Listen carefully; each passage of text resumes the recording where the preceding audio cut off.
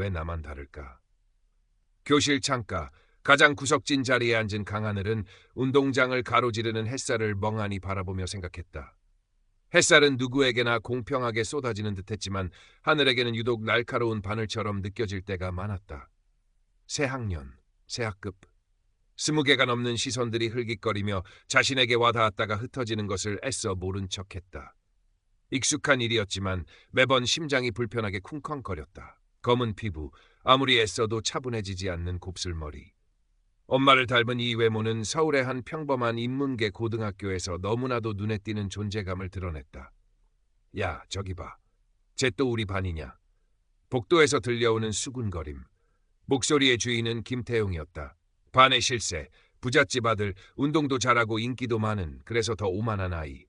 태용의 눈빛은 노골적인 경멸과 호기심을 담고 하늘을 향했다. 그 옆에는 항상 태용을 그림자처럼 따르는 무리들이 키득거리고 있었다. 하늘은 숨막히는 공기에 질식할 것 같다.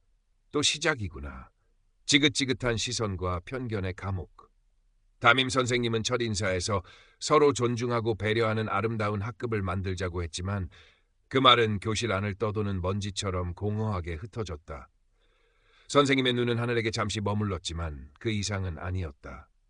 어쩌면 선생님조차 이 불편한 다름을 어떻게 대해야 할지 모르는 것일지도. 하늘은 책상 위에 놓인 새 교과서 표지를 의미 없이 손톱으로 긁적였다. 1년, 아니 어쩌면 앞으로 계속될 이 시간을 어떻게 버텨야 할까?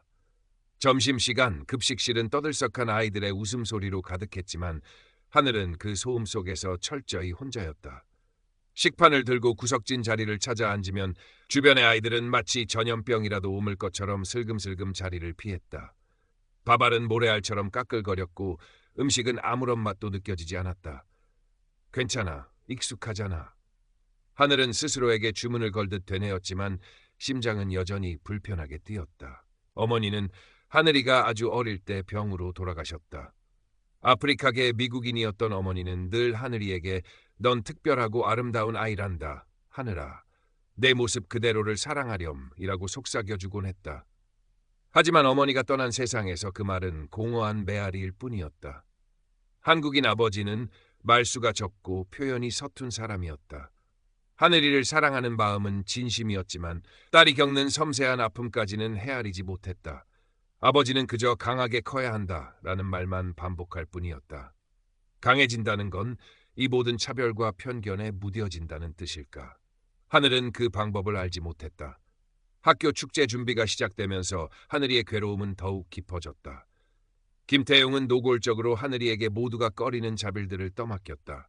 무거운 물건 나르기, 지저분한 창고 정리, 아무도 하려 하지 않는 배경 그림 그리기.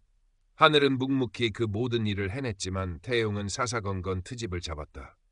야, 강하늘, 이것도 제대로 못해? 역시 깜둥이들은 뭘 해도 어설프다니까.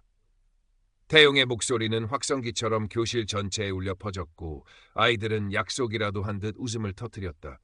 하늘의 얼굴은 화끈거렸지만 아무런 대꾸도 하지 못했다. 그저 고개를 숙이고 주먹을 꽉 잴 뿐이었다. 그럴수록 태용의 괴롭힘은 더욱 기승을 부렸다. 사건은 축제 전날 터졌다. 하늘이는 반에서 맡은 배경 그림을 거의 완성해가고 있었다. 고된 작업이었지만 그림을 그리는 순간만큼은 모든 시름을 잊을 수 있었다.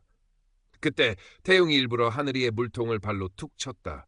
물통이 넘어지면서 물감이 번져 그림은 순식간에 엉망이 되어버렸다. 어이쿠, 미안. 발이 미끄러졌네. 태용은 전혀 미안하지 않은 얼굴로 낄낄거렸다. 그 순간 하늘이 안에서 무언가가 끊어지는 소리가 났다. 항상 목에 걸고 다니던 엄마의 유일한 유품인 작은 조개 껍데기 목걸이가 태용의 발에 걸려 바닥으로 떨어지며 산산조각이 나버린 것이다.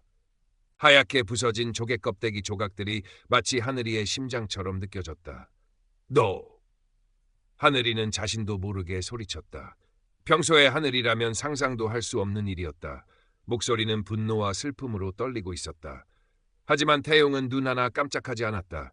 오히려 재미있다는 듯 하늘이를 내려다보았다. 왜? 뭐 어쩌려고? 저딴 싸구려 목걸이 하나 부서졌다고 유나는. 태용은 하늘이를 어깨로 거칠게 밀치고 지나갔다. 주변의 아이들은 숨을 죽인 채 이 광경을 지켜볼 뿐 누구 하나 나서는 이가 없었다.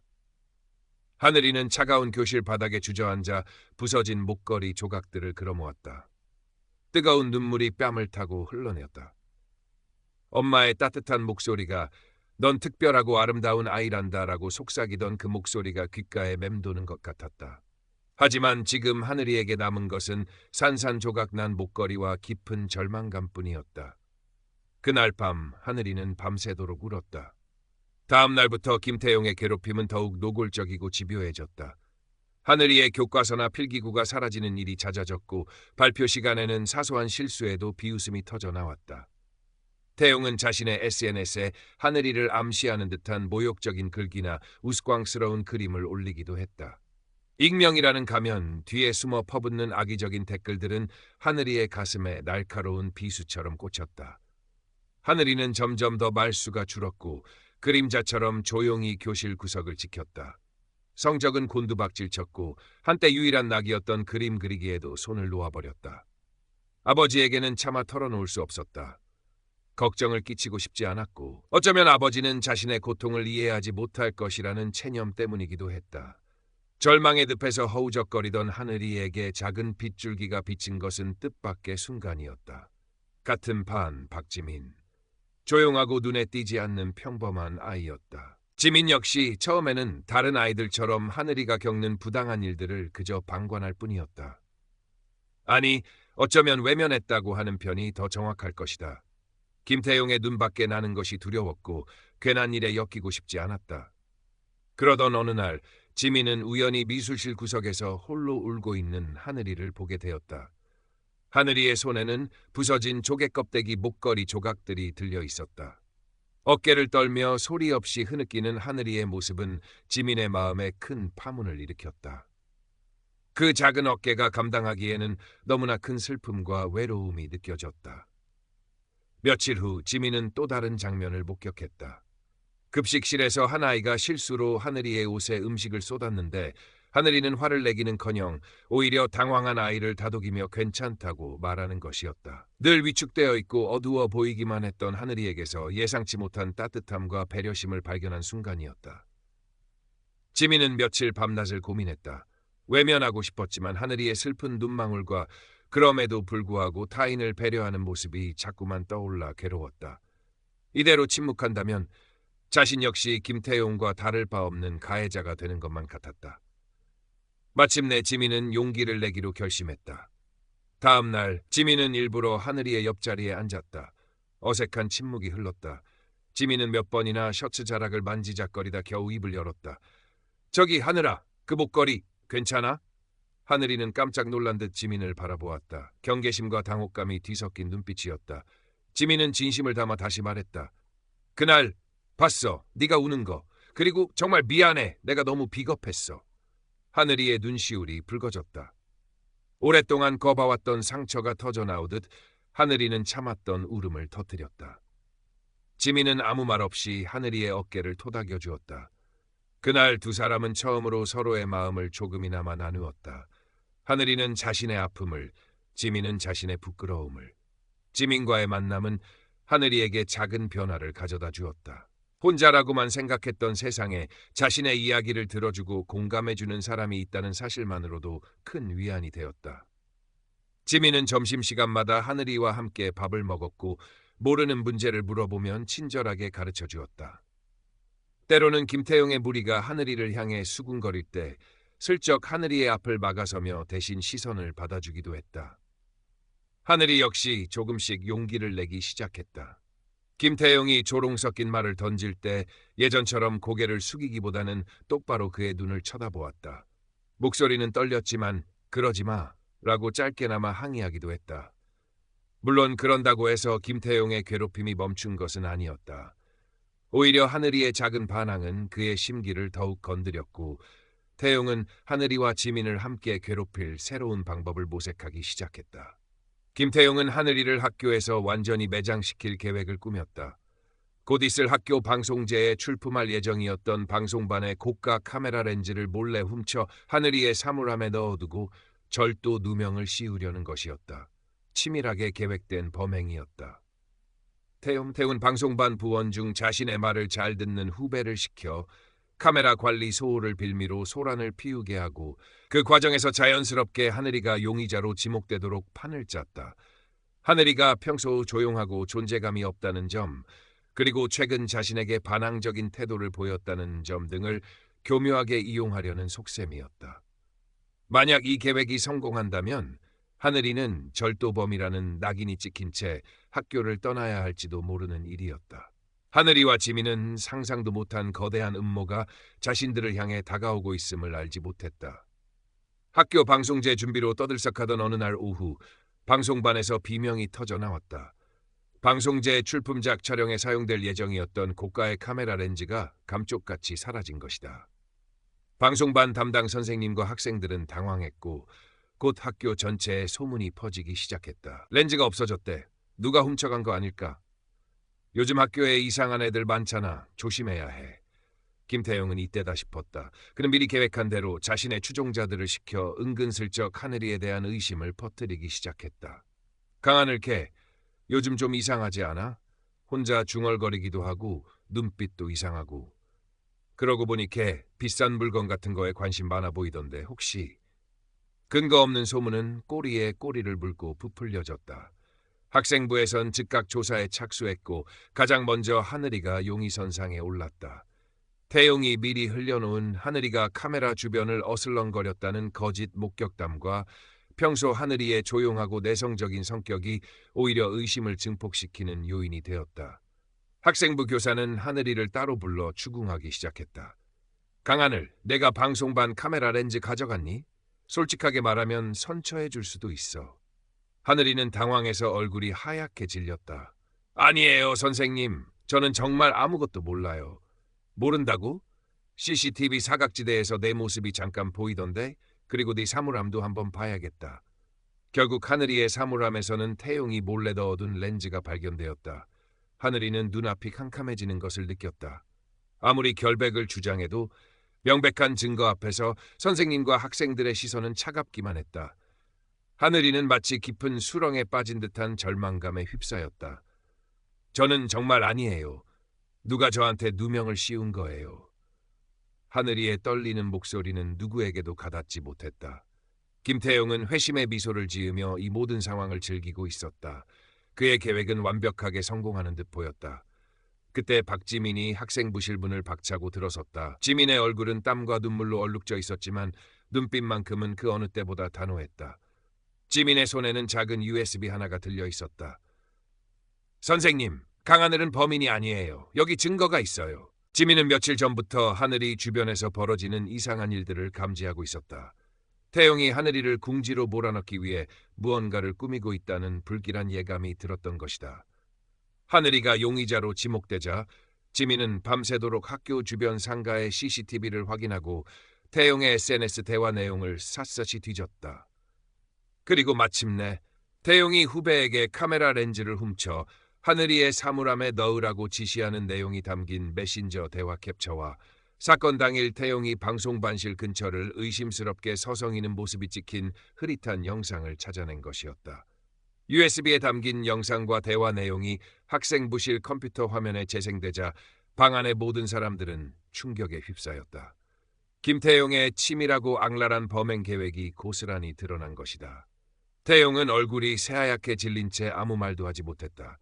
김태용, 이게 다 무슨 일이니? 선생님의 추궁에 태용은 당황하며 변명을 늘어놓으려 했지만 명백한 증거 앞에서 그의 거짓말은 힘을 잃었다. 지민의 용기 있는 폭로와 결정적인 증거 덕분에 하늘이는 간신히 누명을 벗을 수 있었다.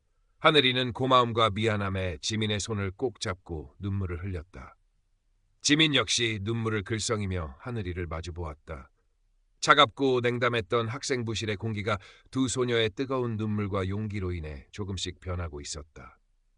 사건의 전말이 밝혀지자 학교는 발칵 뒤집혔다. 김태용의 악행은 순식간에 전교에 퍼졌고 그동안 그를 따르거나 방관했던 학생들조차 충격과 분노를 금치 못했다. 평소 태용의 오만한 행동에 불만을 가졌지만 침묵했던 학생들도 하나둘씩 목소리를 내기 시작했다. 태용의 거짓된 인기와 권위는 한순간에 무너져 내렸다. 며칠 후 전교생이 강당에 모인 자리에서 이 사건에 대한 학교 측의 공식 발표가 있었다.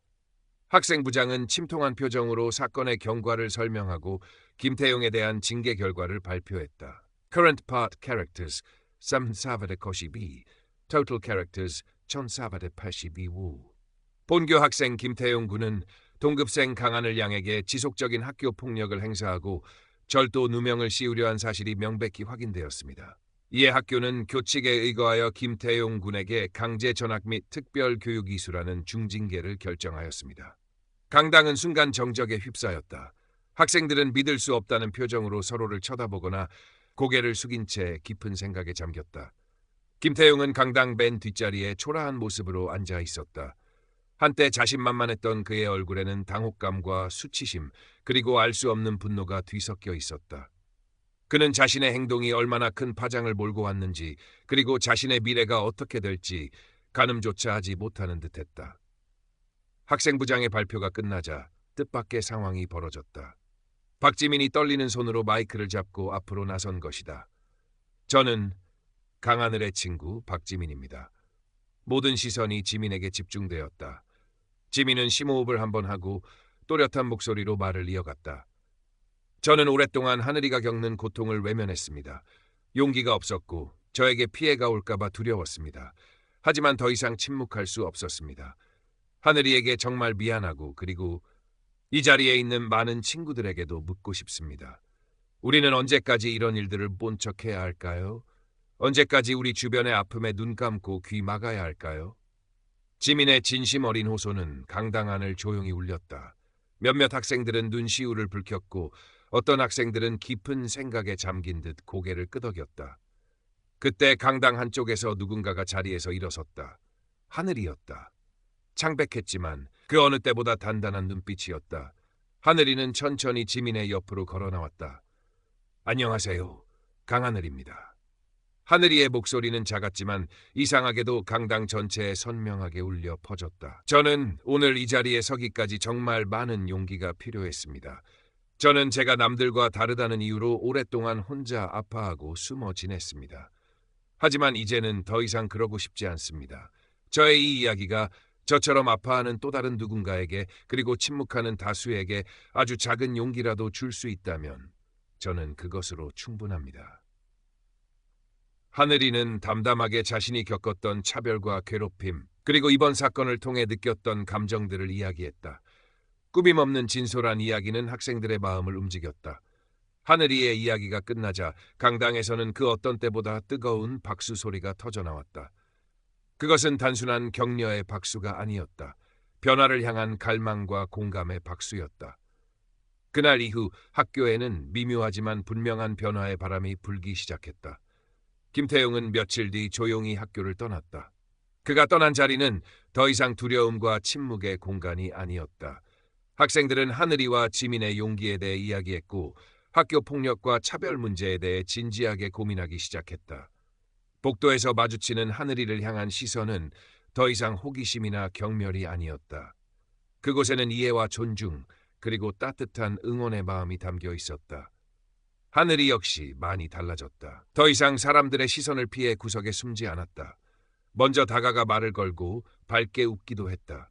지민과는 둘도 없는 단짝이 되어 학교 생활의 소소한 기쁨과 어려움을 함께 나누었다. 하늘이는 망가졌던 어머니의 목걸이를 직접 수선했다. 완벽하게 예전 모습으로 돌아가진 못했지만 그 상처 입은 모습 그대로가 하늘이에게는 더욱 소중하게 느껴졌다. 마치 자신의 삶처럼. 아버지 강태준 씨도 하늘이의 변화를 지켜보며 조용히 눈물을 흘렸다. 딸의 아픔을 제대로 보듬어주지 못했던 미안함과 꿋꿋하게 일어선 딸에 대한 대견함이 뒤섞인 눈물이었다. 아버지는 서툰 솜씨로 하늘이가 가장 좋아하는 잡채를 만들어주며 처음으로 딸에게 사랑한다 하늘아. 아빠는 네가 정말 자랑스럽다 라고 말했다. 하늘이는 아버지의 따뜻한 말에 그동안의 모든 서름을 녹여내듯 환하게 웃었다. 시간이 흘러 졸업식 날 하늘이는 학생 대표로 답사를 하게 되었다. 단상 위에 선 하늘이는 예전의 그늘진 모습 온데간데 없었다. 자신감 넘치는 목소리와 빛나는 눈빛으로 친구들과 선생님들 그리고 아버지에게 감사의 마음을 전했다. 우리는 모두 다르고 그래서 특별합니다. 서로의 다름을 존중하고 이해할 때 우리 세상은 더욱 아름다워질 수 있다는 것을 지난 시간들을 통해 배웠습니다. 때로는 넘어지고 상처받을지라도 우리는 혼자가 아니라는 것을 기억했으면 좋겠습니다. 우리 곁에는 항상 손잡아줄 친구가 있고 다시 일어설 용기를 주는 따뜻한 마음들이 있다는 것을요. 하늘이의 연설이 끝나자 졸업식장은 뜨거운 박수와 환호로 가득 찼다. 그 박수 소리는 마치 하늘이의 새로운 시작을 축복하는 듯했다. 졸업 후 하늘이는 미술 심리 치료를 전공하기로 결심했다. 자신처럼 마음의 상처를 가진 아이들에게 그림을 통해 치유와 희망을 전해주고 싶었기 때문이다. 지민은 사회복지학과에 진학하여 소외된 이웃들을 돕는 꿈을 키워나갔다. 두 사람은 각자의 길을 걷게 되었지만 서로를 응원하며 변치 않는 우정을 이어갔다. 김태용에 대한 소식은 간간히 들려왔다. 다른 학교로 전학 간 후에도 쉽게 적응하지 못하고 과거의 잘못을 진심으로 뉘우치기보다는 여전히 남 탓을 하며 겉돌고 있다는 이야기였다. 어쩌면 그 역시 자신만의 방식으로 길고 외로운 싸움을 하고 있는 것일지도 몰랐다. 하늘이는 그 소식을 들으며 안타까움을 느꼈지만 더 이상 그의 그늘에 갇혀 있지 않았다. 하늘이는 가끔씩 엄마의 사진을 꺼내보곤 했다. 사진 속의 엄마는 여전히 아름다운 미소로 하늘이를 바라보고 있었다. 엄마 저 잘 해내고 있죠? 엄마 딸 정말 특별하고 아름다운 사람이 되어가고 있는 거 맞죠? 하늘이는 마음속으로 엄마에게 말을 걸었다. 그리고 엄마의 목소리가 들려오는 듯했다. 그럼 우리 딸, 넌 세상에서 가장 빛나는 별이란다. 대학 캠퍼스, 하늘이는 따스한 봄 햇살 아래 스케치북을 펼쳤다. 그녀의 붓끝에서는 더 이상 어둡고 슬픈 그림이 아닌 밝고 희망찬 색채들이 피어났다. 하늘이의 얼굴에는 잔잔한 미소가 떠올랐다. 그녀의 검은 피부는 햇살 아래 건강하게 빛났고 자유롭게 흩날리는 곱슬머리는 그 어떤 장식보다 아름다웠다. 하늘이는 더 이상 자신의 다름을 숨기거나 부끄러워하지 않았다. 그것은 자신을 특별하게 만드는 아름다운 증표임을 깨달았기 때문이다. 세상의 편견과 차별은 여전히 존재했지만 하늘이는 더 이상 혼자가 아니었다. 그녀 곁에는 사랑하는 가족과 친구들이 있었고 무엇보다 자기 자신을 믿고 사랑하는 단단한 마음이 있었다. 하늘이의 이야기는 그렇게 끝나지 않았다. 그것은 새로운 시작이었다. 상처를 극복하고 일어선 한 소녀의 용기 있는 발걸음은 잔잔한 호수에 던져진 작은 돌멩이처럼 세상의 아름다운 파문을 일으키며 퍼져나갈 것이었다. 그리고 그 파문은 또 다른 하늘이들에게 따뜻한 위로와 희망의 메시지를 전해줄 것이었다. 마치 밤하늘을 수놓는 수많은 별들처럼 각자의 자리에서 고유한 빛을 발하며 세상을 아름답게 채워나갈 것이라는 믿음과 함께 가끔 하늘은 운동장 구석, 처음 지민과 마음을 나누었던 그 벤치에 앉아 생각에 잠기곤 했다. 그때의 절망과 아픔은 희미해졌지만 그 기억은 하늘에게 소중한 교훈을 남겼다. 진정한 강함은 누군가를 짓밟는 것이 아니라 넘어져도 다시 일어설 수 있는 용기에서 비롯된다는 것을, 그리고 가장 어두운 밤하늘에서도 별은 빛난다는 사실을. 하늘은 이제 그 별빛을 따라 자신의 길을 꿋꿋이 걸어갈 터였다. 그 길 위에서 또 어떤 어려움과 마주하게 될지라도 그녀는 더 이상 두렵지 않았다. 그녀의 마음속에는 이미 수많은 별들이 빛나고 있었으니까. 몇 년 후 하늘이는 대학을 졸업하고 작은 상담센터에서 미술 심리치료사로 일하게 되었다. 그녀의 따뜻한 공감 능력과 진솔한 이야기는 상처받은 아이들의 다친 마음을 여는 열쇠가 되었다. 특히 다문화 가정 아이들이나 학교 폭력 피해 학생들에게 하늘이는 단순한 치료사를 넘어 아픔을 이해해주고 용기를 주는 멘토와 같은 존재였다. 어느 날 하늘이의 상담센터에 한 소년이 찾아왔다. 잔뜩 겁에 질린 얼굴, 푹 숙인 고개, 그리고 좀처럼 입을 열지 않는 아이. 하늘이는 아이에게 섣불리 말을 거는 대신 조용히 스케치북과 크레파스를 내밀었다. 아이는 한참을 망설이다 떨리는 손으로 검은색 크레파스를 집어들었다. 그리고 스케치북 가득 검은색으로 칠하기 시작했다. 아무것도 보이지 않는 칠흑 같은 어둠. 하늘이는 아이의 마음이 고스란히 느껴지는 듯했다. 괜찮아. 여기에 내 마음을 다 쏟아내도 괜찮아. 하늘이의 나지막한 목소리에 아이는 고개를 들어 하늘이를 바라보았다. 그렁그렁한 눈물 너머로 아이는 하늘이의 검은 피부와 곱슬머리를 보았다. 그리고 아주 작은 목소리로 물었다. 선생님도 저처럼 힘들었어요? 하늘이는 부드럽게 미소 지으며 고개를 끄덕였다. 응, 선생님도 아주 많이 힘들었단다. 세상에 나 혼자만 남겨진 것 같고 아무도 내 마음을 알아주지 않는 것 같아서 많이 울었어. 하지만 말이야, 그 어둠 속에서도 아주 작은 빛을 발견할 수 있단다.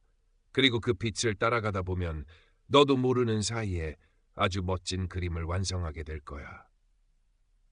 하늘이는 자신의 이야기를 조금씩 들려주었다. 학교에서 겪었던 아픔, 절망 속에서 만났던 소중한 인연, 그리고 상처를 극복하고 자신의 꿈을 찾아가는 과정까지. 아이는 하늘이의 이야기에 귀를 기울이며 조금씩 마음의 문을 열기 시작했다. 그날 아이는 처음으로 자신의 아픔을 말로 표현했고 하늘이와 함께 작은 희망의 씨앗을 심었다. 사회복지사가 된 지민은 여전히 하늘이의 든든한 지원군이었다.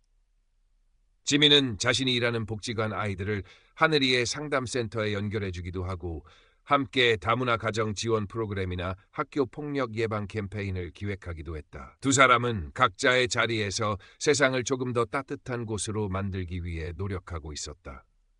가끔 두 사람은 예전 고등학교 시절을 추억하곤 했다. 김태용에 대한 이야기도 빠지지 않았다. 그는 결국 자신의 잘못을 제대로 마주하지 못한 채 어딘가에서 여전히 불만과 원망으로 가득 찬 삶을 살고 있을지도 몰랐다. 어쩌면 그 역시 또 다른 형태의 피해자였을지도 모른다는 생각에 마음 한구석이 씁쓸해지기도 했다. 하지만 과거에 얽매여 있기에는 현재 그들이 해야 할 일들이 너무나 많았다. 하늘이는 종종 강연 요청을 받기도 했다. 청소년들을 대상으로 자신의 경험을 나누고 다름을 존중하는 것의 중요성에 대해 이야기하는 자리였다.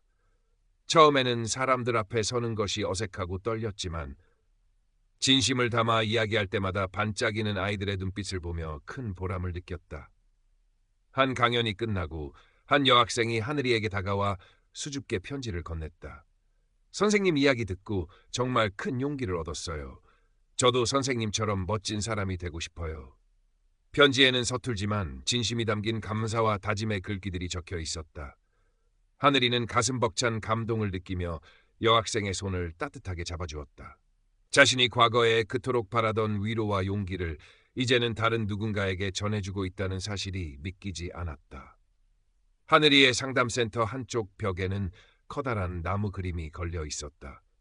처음에는 앙상한 가지뿐이었지만 상담을 받은 아이들이 자신의 꿈과 희망을 담은 작은 잎사귀들을 하나씩 붙여나가면서 풍성한 희망의 나무로 자라나고 있었다. 그 나무에는 하늘이가 처음 상담했던 소년이 그린 어둠 속에서 피어난 작은 노란색 별도 반짝이고 있었다.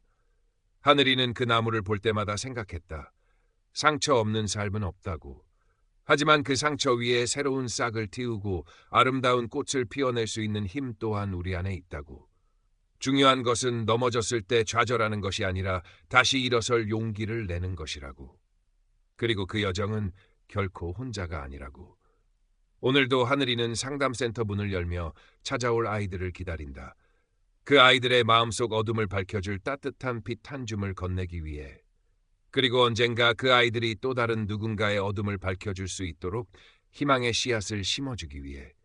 하늘이의 이야기는 그렇게 세상의 수많은 하늘이들에게로 이어지며 계속되고 있었다. 마치 끝나지 않는 노래처럼, 밤하늘을 영원히 밝히는 별빛처럼. 어느덧 시간이 흘러 하늘이는 중견 미술 심리치료사로 자리매김했다. 그녀의 상담센터는 마음의 안식처를 찾는 사람들로 늘 북적였고 하늘이의 이야기는 책으로도 출간되어 많은 이들에게 감동과 용기를 선사했다. 아버지 강태준 씨는 이제 하늘이의 가장 든든한 후원자이자 자랑스러워하는 팬이 되었다. 가끔 서툰 솜씨로 딸의 책에 사인을 받아 주변 사람들에게 나누어주며 한박 웃음을 짓곤 했다. 박지민 역시 사회복지 분야에서 능력을 인정받는 전문가가 되었다. 두 사람은 여전히 서로에게 가장 가까운 친구이자 동료로서 각자의 영역에서 시너지를 내며 사회에 긍정적인 영향을 확산시키고 있었다. 함께 기획했던 다름을 안아주는 미술교실 프로그램은 전국적으로 확대되어 많은 학교와 지역사회에서 큰 호응을 얻었다. 그러던 어느 날 하늘이에게 뜻밖의 연락이 왔다. 고등학교 시절 담임 선생님이었다.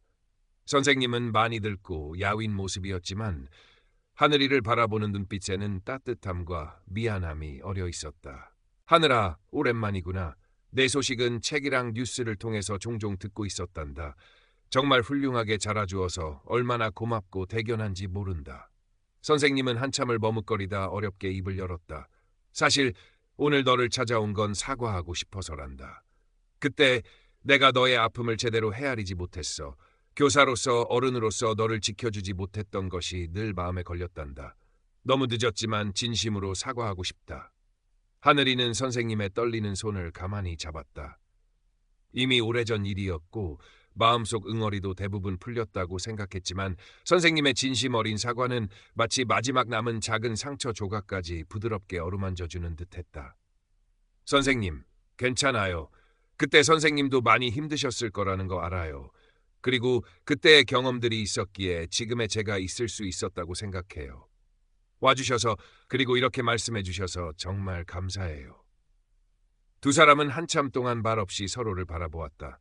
그 침묵 속에는 용서와 화해, 그리고 시간을 넘어선 따뜻한 이해가 흐르고 있었다. 선생님이 돌아가신 후 하늘이는 창가에 서서 멀리 펼쳐진 서울의 풍경을 바라보았다. 수많은 건물들과 자동차들, 바쁘게 움직이는 사람들, 저마다의 사연과 아픔을 간직한 채 살아가는 도시. 그 속에서 자신 또한 작은 점 하나에 불과했지만 더 이상 외롭거나 무력하게 느껴지지 않았다. 자신은 세상을 바꿀 수는 없겠지만 적어도 한 사람의 마음을 어루만지고 작은 희망을 심어줄 수는 있다는 것을 알기 때문이었다. 며칠 뒤 하늘이의 상담센터에 한 청년이 찾아왔다. 어딘가 낯이 익은 얼굴이었지만 쉽게 떠오르지 않았다. 청년은 한참을 망설이다 어렵게 자신을 소개했다. 저 강하늘 선생님 맞으시죠? 혹시 저 기억나세요? 고등학교 때 김태용입니다. 하늘이는 순간 숨이 멎는 듯했다. 잊고 지냈다고 생각했지만 그의 이름은 여전히 가슴 한구석에 날카로운 파편처럼 박혀 있었다. 김태용. 그토록 자신을 괴롭혔던 악몽 같던 시간의 주범. 그는 예전에 오만하고 자신만만했던 모습은 온데간데 없고 잔뜩 주눅이 든 초라한 모습이었다. 여긴 어쩐 일로?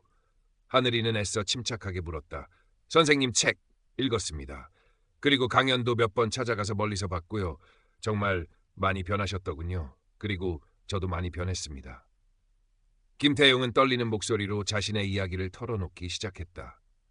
강제 전학 후에도 새로운 학교에 적응하지 못했고 방황과 좌절의 시간을 보냈다고 했다. 과거 자신의 행동이 얼마나 어리석고 잔인했는지 뒤늦게 깨달았지만 이미 엎질러진 물이었고 누구에게도 용서를 구할 용기가 나지 않았다고 했다. 그러다 우연히 하늘이의 책을 읽게 되었고 큰 충격과 함께 깊은 죄책감을 느꼈다고 했다. 제가 선생님께 그리고 다른 많은 친구들에게 얼마나 큰 상처를 줬는지 이제야 알겠습니다. 정말 죄송합니다. 하늘아! 아니 선생님. 김태용은 고개를 숙인 채 눈물을 흘렸다. 그의 어깨는 가늘게 떨리고 있었다. 하늘이는 복잡한 감정에 휩싸였다. 분노, 원망, 연민, 그리고 알 수 없는 슬픔. 하지만 그의 눈물에서 진심이 느껴졌다. 오랜 시간이 흘렀지만 그 역시 자신만의 방식으로 고통받고 있었던 것이다. 하늘이는 조용히 김태용에게 다가가 휴지를 건넸다. 그리고 나지막이 말했다. 일어나요, 태용씨. 그리고 와줘서 고마워요. 그 한마디에 김태용은 더욱 서럽게 울었다. 마치 오랫동안 버봐왔던 상처가 터져나온 듯했다. 하늘이는 말없이 그의 곁을 지켜주었다. 용서는 어쩌면 한순간에 이루어지는 것이 아닐지도 몰랐다. 하지만 진심 어린 사과와 그것을 받아들이려는 작은 마음이 있다면 아주 조금씩이라도 과거의 아픔을 치유하고 앞으로 나아갈 수 있을 것이라고 하늘이는 믿었다. 그날 이후 김태용은 하늘이의 상담센터에 꾸준히 나오며 상담을 받았다. 자신의 내면에 깊이 자리 잡고 있던 분노와 열등감, 그리고 왜곡된 우월감을 마주하는 것은 고통스러운 과정이었지만 그는 포기하지 않았다. 하늘이는 치료사로서 그리고 과거의 상처를 공유한 한 사람으로서 그를 도왔다. 시간이 더 흘러 김태용은 작은 봉사단체에서 학교폭력 예방 교육을 돕는 일을 시작했다. 자신의 과거를 반면교사 삼아 아이들에게 진정한 용기와 존중의 의미를 가르치는 일이었다. 물론 그의 과거를 아는 사람들 중 일부는 여전히 그를 비난하거나 의심의 눈초리를 보냈지만 그는 묵묵히 자신의 길을 걸었다. 어느 맑은 가을날 하늘이와 지민 그리고 김태용은 예전 고등학교 교정에서 다시 만났다. 학교는 많이 변해 있었지만 운동장 한편에 여전히 남아있는 낡은 벤치는 그들의 기억을 불러일으켰다. 세 사람은 벤치에 나란히 앉아 한참 동안 말없이 가을 하늘을 바라보았다. 참 많은 일이 있었지. 지민이 먼저 입을 열었다. 응, 꿈만 같아. 하늘이가 미소 지으며 대답했다. 김태용은 두 사람을 번갈아 보더니 멋쩍은 듯 뒷머리를 긁적였다. 나 때문에 두 사람 다 정말 힘들었을 텐데 지금 이렇게 함께 있다는 게 믿기지 않아. 괜찮아, 태용아. 우린 이제 다 괜찮아. 하늘이가 따뜻한 눈빛으로 태용을 바라보며 말했다. 그 순간 세 사람의 마음속에는 과거의 아픔과 후회, 그리고 현재의 감사와 미래의 희망이 교차하고 있었다. 그들은 알았다. 인생은 결코 예측할 수 없는 방향으로 흘러가지만 그 속에서 우리는 끊임없이 배우고 성장하며 서로에게 용서와 화해의 손길을 내밀 수 있다는 것을. 햇살이 부서지는 교정에서 세 사람은 마치 오랜 상처가 아물고 새살이 돋아나듯 새로운 관계의 시작을 예감하고 있었다. 그것은 완벽하지는 않지만 그래서 더욱 소중하고 아름다운 희망이었다. 하늘 위로 높고 푸른 가을 하늘이 펼쳐져 있었고 그 하늘 아래 그들의 웃음소리가 잔잔하게 울려 퍼졌다. 하늘이는 가방에서 스케치북을 꺼내 그림을 그리기 시작했다. 벤치에 나란히 앉은 세 사람의 뒷모습, 그리고 그들 위로 쏟아지는 따스한 햇살. 그림 속에는 어떤 어둠도 슬픔도 없었다. 오직 평화와 희망만이 가득했다. 그림을 완성한 하늘이는 만족스러운 미소를 지으며 생각했다. 그래, 이게 바로 내가 그리고 싶었던 세상이야. 그녀의 삶은 여전히 진행 중이었고 앞으로 또 어떤 이야기가 펼쳐질지는 아무도 몰랐다. 하지만 하늘이는 더 이상 두렵지 않았다. 그녀는 자신의 두 발로 단단히 땅을 딛고 서서 세상의 모든 다름을 끌어안고 함께 걸어갈 준비가 되어 있었다. 마치 밤하늘의 수많은 별들이 서로의 빛을 받아 더욱 아름답게 빛나듯이. 강하늘, 그녀는 이미 세상에서 가장 빛나는 별 중 하나였다. 그리고 그 별빛은 꺼지지 않고 영원히 따뜻하게 세상을 비출 것이었다. 시간은 쉼없이 흘러 하늘이는 국내뿐 아니라 해외에서도 인정받는 미술 심리치료 전문가가 되었다. 그녀의 연구와 저서는 여러 언어로 번역되어 전 세계에 비슷한 아픔을 가진 이들에게 깊은 울림을 주었다. 특히 그녀가 개발한 희망의 나무 그리기 프로그램은 다양한 문화권에서 상처 치유와 자기 성장의 도구로 널리 활용되었다. 어느덧 중년이 된 하늘이는 국제 컨퍼런스 참석차 어머니의 고향이었던 미국 뉴욕을 방문하게 되었다. 빼곡한 빌딩 숲 사이를 걸으며 하늘이는 마치 시간 여행을 하는 듯한 기분에 휩싸였다. 이곳 어딘가에 엄마의 숨결이 남아있을 것만 같았다. 컨퍼런스 일정 외에 주어진 자유시간, 하늘이는 엄마가 어릴 적 살았다는 동네를 찾아 나섰다. 낡았지만 정감 있는 거리, 다양한 인종의 사람들이 어우러져 살아가는 활기찬 풍경. 하늘이는 그곳에서 낯설지 않은 편안함을 느꼈다. 한 작은 공원 벤치에 앉아 있는데 어디선가 익숙한 노랫소리가 들려왔다. 엄마가 어릴 적 자주 불러주셨던 자장가였다. 소리를 따라간 곳에는 한 무리의 아이들이 모여 있었고 그중 한 흑인 할머니가 아이들에게 노래를 가르치고 있었다. 하늘이는 자신도 모르게 눈시울이 뜨거워지는 것을 느꼈다. 노래가 끝나고 할머니는 하늘이에게 다가와 따뜻한 미소를 건네며 말을 걸었다. 아가씨, 혹시 이 노래 알아요? 우리 동네에서 아주 오래전부터 내려오는 노래인데. 네, 할머니. 저희 엄마가 저에게 자주 불러주셨어요.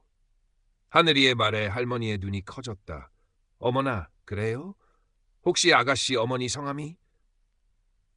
놀랍게도 그 할머니는 하늘이 어머니의 어린 시절 소꿉친구였다. 두 사람은 한참 동안 시간 가는 줄 모르고 엄마의 어린 시절 이야기, 하늘이의 성장 이야기, 그리고 서로의 삶에 대한 이야기를 나누었다. 할머니는 하늘이 엄마의 앨범을 가져와 빛바랜 사진들을 보여주었다. 사진 속에는 하늘이와 꼭 닮은 미소를 짓고 있는 젊은 시절의 엄마가 있었다. 하늘이는 마치 엄마를 다시 만난 듯한 벅찬 감동에 휩싸였다. 내 엄마는 정말 강하고 현명한 사람이었지. 그리고 누구보다 너를 사랑했단다. 하늘아, 네가 이렇게 훌륭하게 자란 모습을 보면 내 엄마가 얼마나 기뻐할까. 할머니의 따뜻한 위로와 격려는 하늘이에게 큰 힘이 되었다. 뉴욕에서의 일정은 하늘이에게 잊지 못할 추억을 선물했다. 엄마의 뿌리를 찾고 자신의 또 다른 정체성을 확인하는 소중한 시간이었다. 한국으로 돌아온 하늘이는 새로운 에너지로 가득 차 있었다. 한편 박지민은 국제 NGO 단체에서 활동하며 전 세계 분쟁 지역 아동들을 돕는 일에 헌신하고 있었다.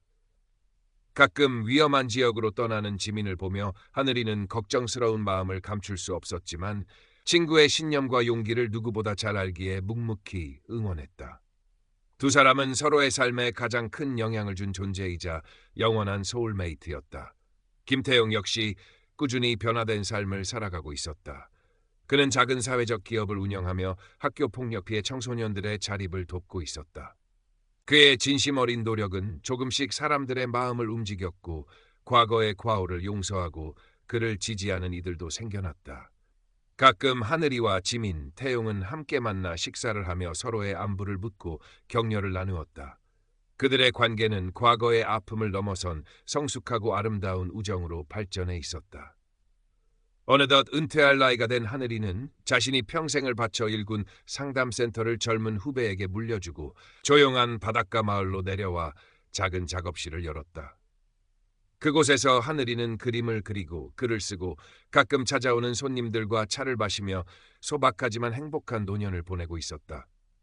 창밖으로 부서지는 파도 소리를 들으며 하늘이는 자신의 지나온 삶을 가만히 돌아보았다. 수많은 아픔과 시련이 있었지만 그보다 더 많은 사랑과 감사 그리고 기쁨이 함께했던 시간들이었다.